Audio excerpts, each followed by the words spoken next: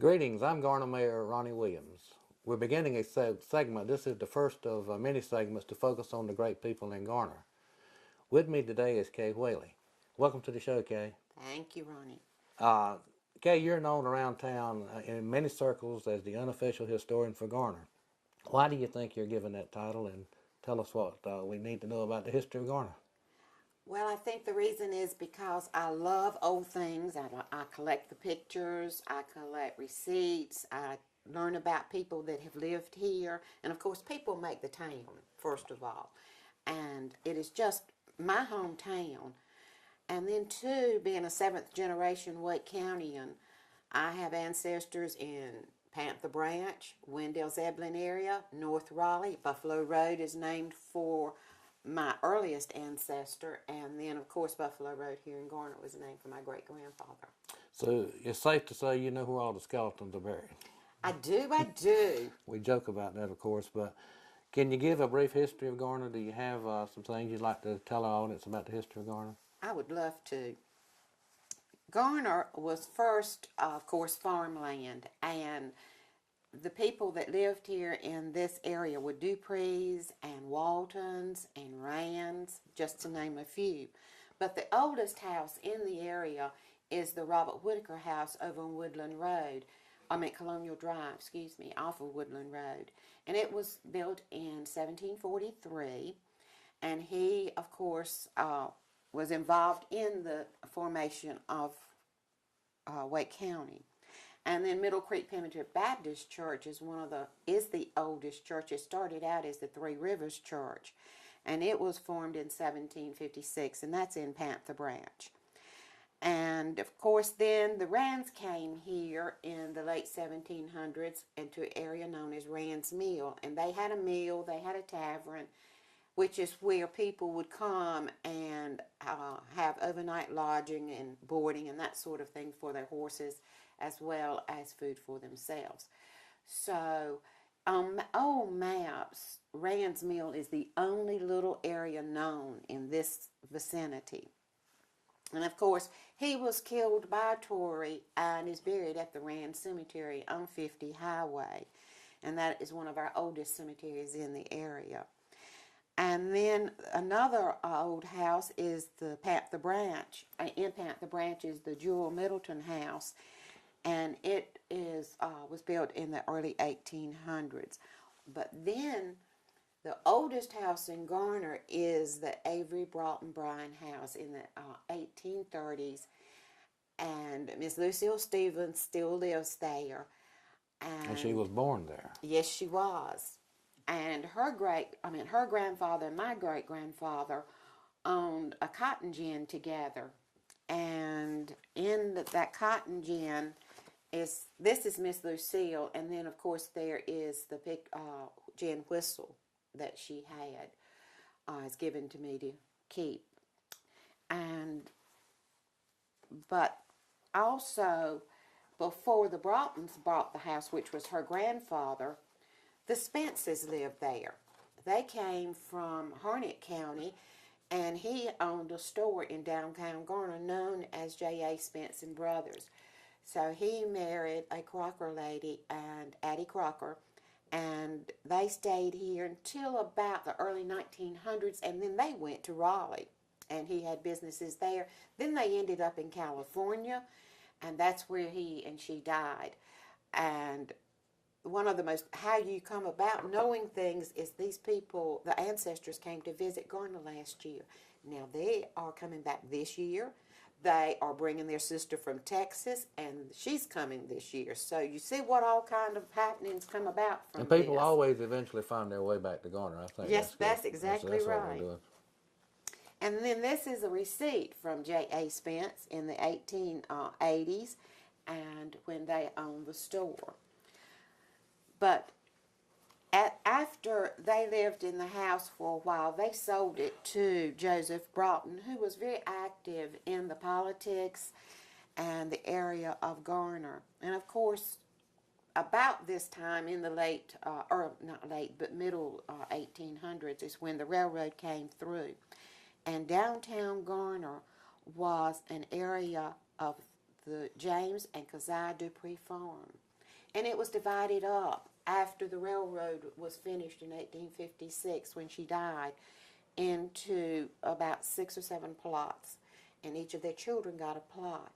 And then Eli Dupree decided, oh, I'm going to start selling. So he became a realtor. And he sold the first piece that I can find to Henry Ford. And Henry Ford was a black cabinet maker. And he lived on Fort Farm, which is down there where White Oak Shopping Center is now.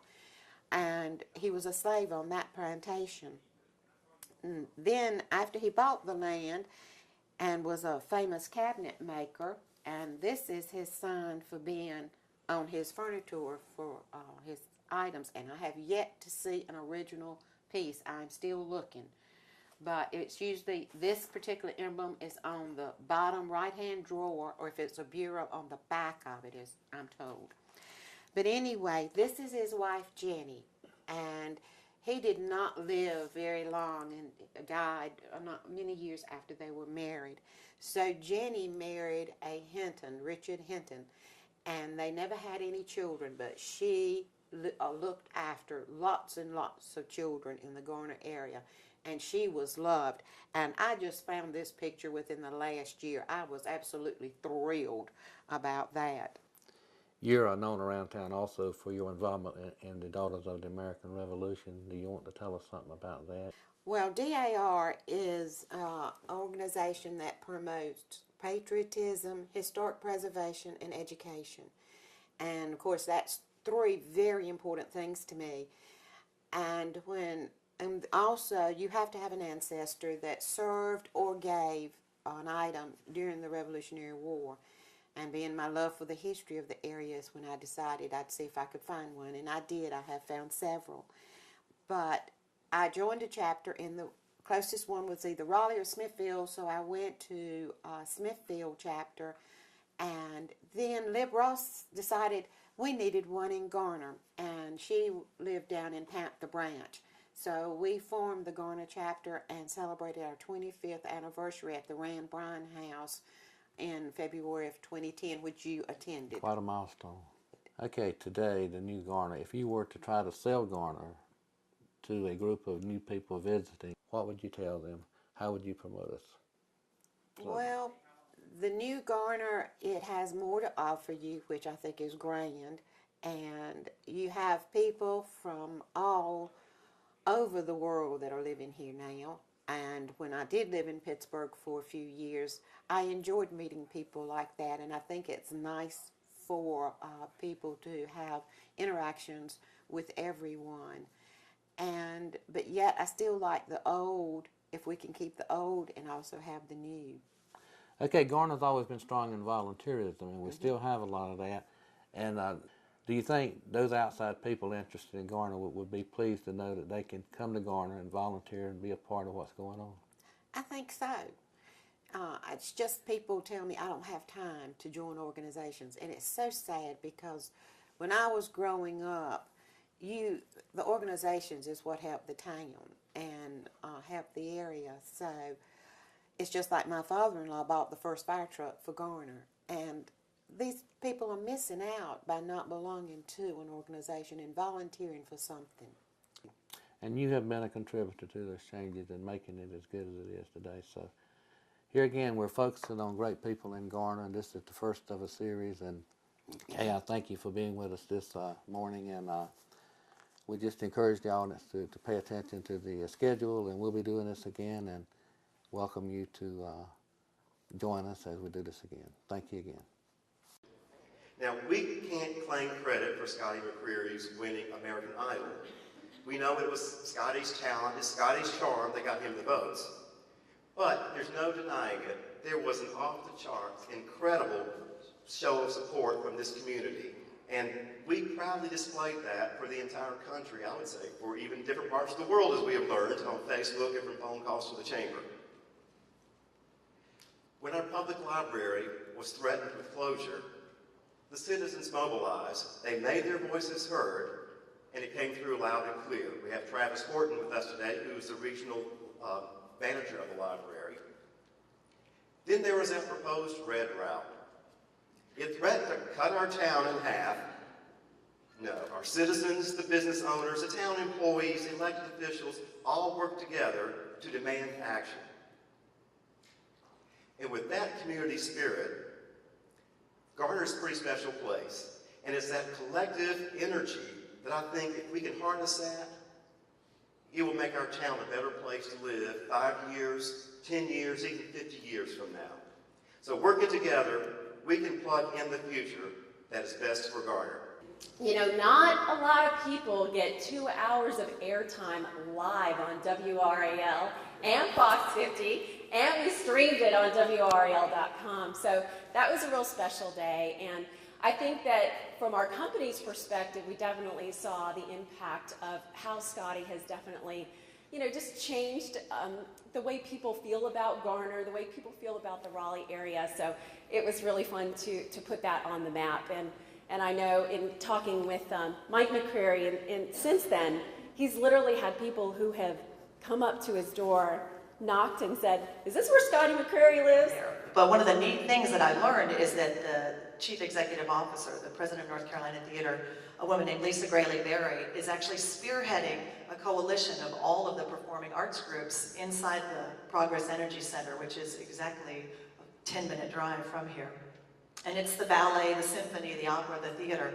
And they have monthly meetings where they're actually working to combine their marketing money and other resources and doing some co-presentations and co-productions with each other to help just leverage all of the talent that's in the building and present a united front and just use the arts as a way to enhance the economic development here in Wake County. And it's just wonderful to see that from the inside.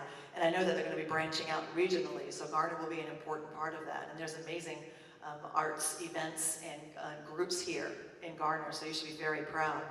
Let me tell you, if we had not been in the fiscal jam we are this year, I have the sense that we could possibly have gotten rid of the corporate income tax. Now think about that as a statement for industry coming to this state.